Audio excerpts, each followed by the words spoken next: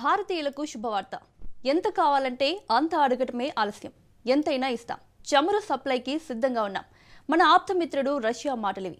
ఇంధన సంక్షోభం నుంచి బయటపడేందుకు ఢిల్లీకి స్నేహహస్తం ఇస్తోంది మాస్కో. దోస్త్ మేరా దోస్త్ అంటూ నరేంద్రుడి కోసం పుతిన్ రెడ్ కార్పెట్ వేస్తున్నారు. ఇండియన్లకు ఏ కష్టం రాకుండా చూసుకునేందుకు అభయహస్తం ఇస్తున్నారు. పశ్చిమాసియా ఉద్రిక్తతల వేళ భారత్కు రష్యా గుడ్ న్యూస్ చెప్పింది. ముడి చమురు, గ్యాస్ సరఫరా పెంచుతామని స్పష్టం చేసింది.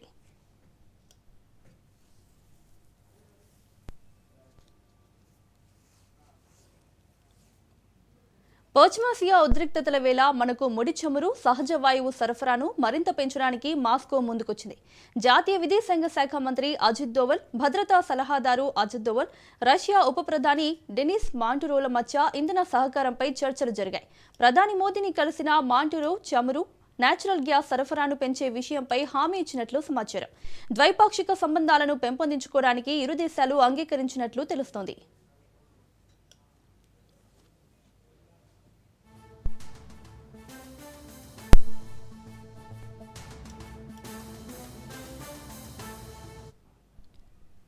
కొద్ది రోజులుగా ఇరాన్ ఇజ్రాయెల్ యుద్ధం కొనసాగుతూనే ఉంది. దీంతో హార్ముజ్ జలసంధిని టార్గెట్ చేసింది టెహ్రాన్.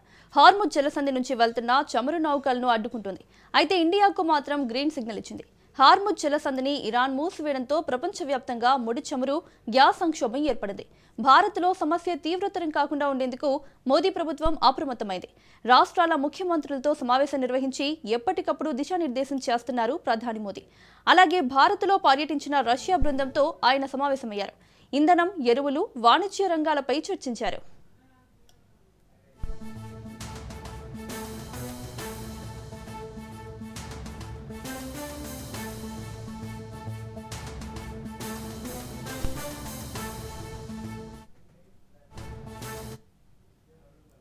పశ్చిమాసియా ఘర్షణలు పలు దేశాల్లో ఇంధన సంక్షోభానికి దారితీస్తున్నాయి. దాంతో ఆయా దేశాలు పెట్రోల్, డీజిల్, ఎల్పీజీ ధరలు పెంచుతుండటంతో సామాన్యులపై భారం పడుతుంది. ఇప్పటికే ఆర్థిక సమస్యలతో సతమతమవుతున్న పాకిస్తాన్ చమురు ధరలు పెంచి విమర్శల పాలైంది. ఇస్లామాబాద్లో పరిస్థితి రోజురోజుకు చేజారిపోతుంది. పెట్రోల్పై 43%, హైస్పీడ్ డీజిల్పై 55% పెంచి వాహనదారులకు షాక్ ఇచ్చింది. దీంతో లీటర్ పెట్రోల్ ధర 458 పాకిస్తానీ రూపాయలకు పెరిగింది. లీటర్ డీజిల్ ధర 520 పాకిస్తానీ రూపాయలకు చేరింది. ప్రజాగ్రహం వెల్లువెత్తడంతో రాత్రికి రాత్రే లీటర్ పెట్రోల్పై 80 రూపాయలను తగ్గించింది షెహబాజ్ షరీఫ్ ప్రభుత్వం. ఇక నుంచి 378 పీకేఆర్కే లభిస్తోంది.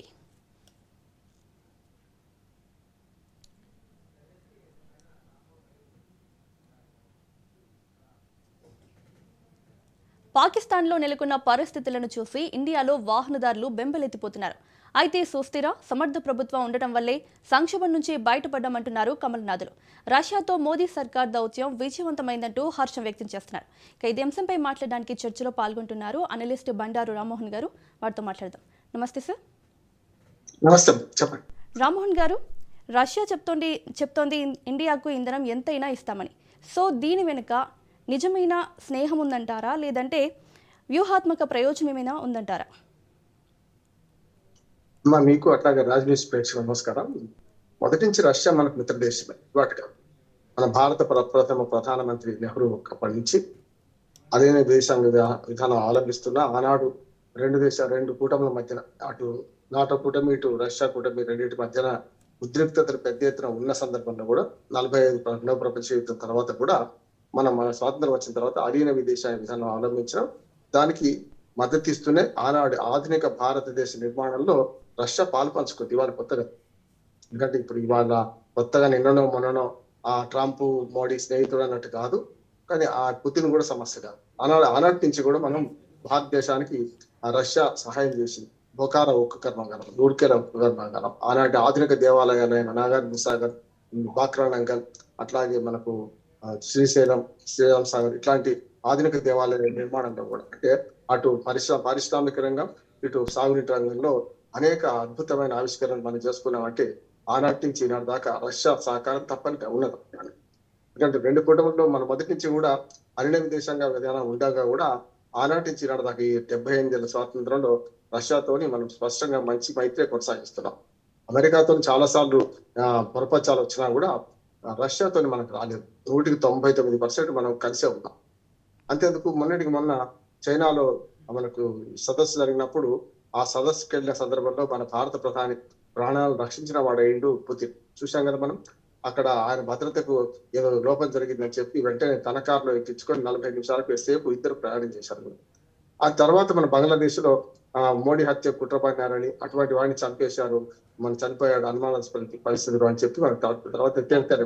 అందుకని గురజాడ అప్పారావు గారు అన్నట్టు, మహాకవి గురజాడ అప్పారావు గారు అన్నట్టు, పూను స్పర్ధలు విద్యలందే, వైరములు వాణిజ్యం అందే అంటారు. వైరాలలో వాణిజ్యాలు ఉంటాయి, వాణిజ్యంలో వైరాలు ఉంటాయి తప్పనిసరి. కానీ ఇక్కడ వైరం లేదంటున్నారు. ఎందుకంటే ఈ మొత్తం యుద్ధంలో దోనోడైతే తీనో ఒక ఫాయిదా హోతా అంటే అన్నట్టు ఎవరికి లాభం అయింది ఎక్కువ అంటే మనకు రష్యాకు పెద్ద లాభం అయింది అంటున్నాను. ఎందుకంటే చమురు అమ్మకంలో ఉన్నదాకా ఆంక్షలు ఉండేది వారి మీద. అమెరికా అనేక ఆంక్షలు పెట్టింది, మన దేశం మీద పెట్టింది, రష్యా నుంచి ఎవరు దిగుమతి చేసుకోవద్దని చెప్పింది.